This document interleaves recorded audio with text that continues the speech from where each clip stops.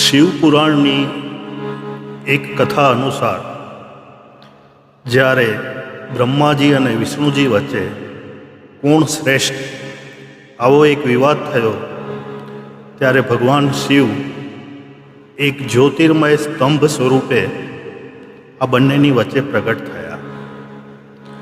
ત્યારે આ સ્તંભનો પ્રારંભ અને અંત ક્યાં છે તે જોવા માટે વિષ્ણુજી નીચેની તરફ ગયા અને બ્રહ્માજી ઉપરની તરફ.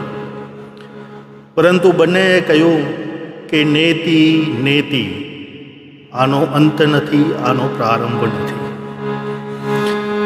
નેતિ નેતિ જ્યાં વેદ કહે છે,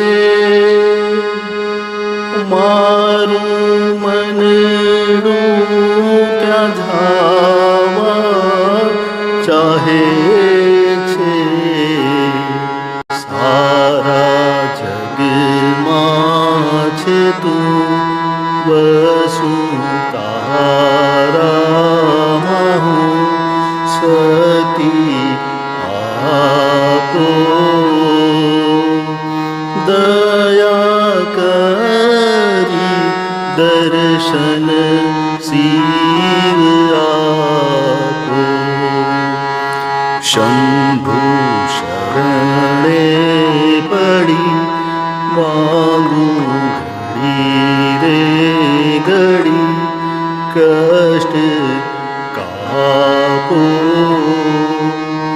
દયા કરી દર્શન શિવ